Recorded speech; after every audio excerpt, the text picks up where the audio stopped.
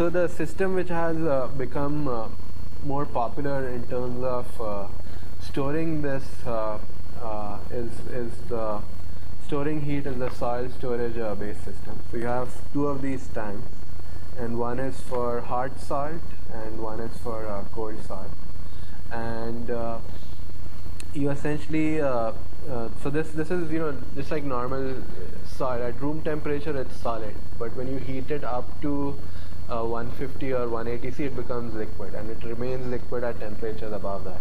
So you challenge for when you are running a soil-based system is that you have to always keep it above its melting temperature. So you have to always keep it above 180 or so. So the cold tank is it's close to 300. The hard tank is usually close to 400, and that's how you store this heat.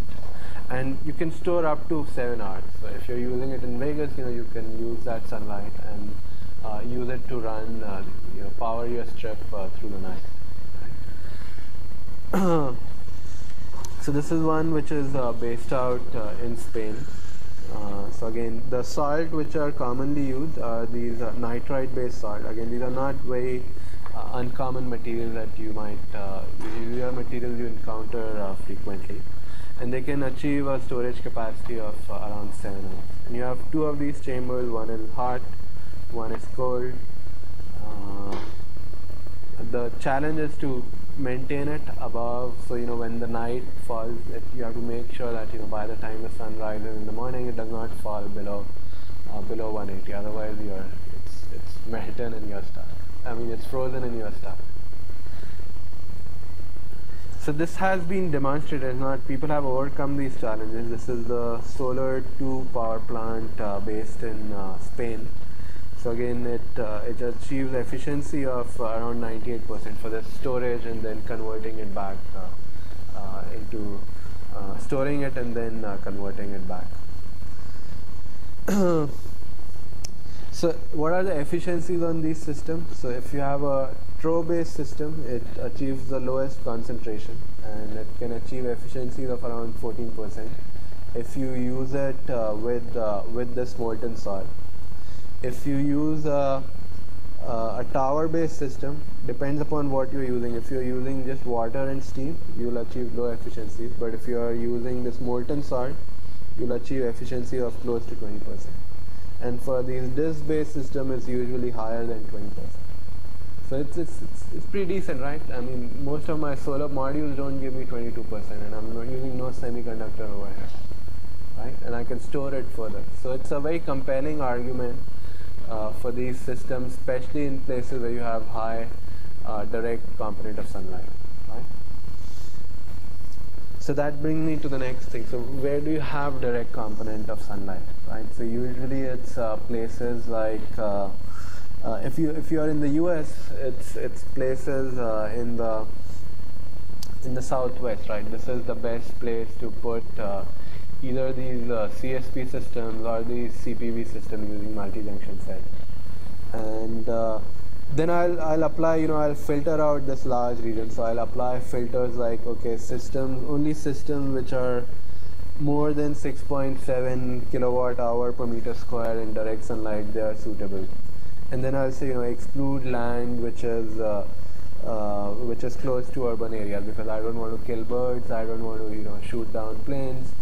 And then I want to further, make it easier for installation. I want to remove lands which have slope more than a few degrees, because it would be again difficult to install this system if it's already slow. Or maybe you can, if you have a very well-designed software, you can control these individual mirrors still. And then these systems are typically on the range of hundreds of megawatts or 80 megawatts. So you want a large enough area, right? The whole turbine and fluid system is more efficient. You get the economy of scale when you're building a larger system. So again, you want areas which are more than 10 kilometers square. So if you apply all these conditions, then that DNI map, which NREL plots, reduces to this.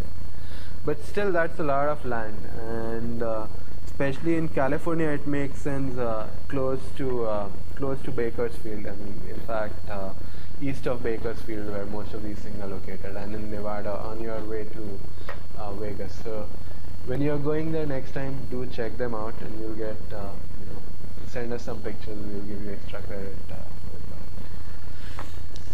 So finally, the reason why a lot of these tower-based companies are Spanish is because Spain. So in US, the way these things are intense,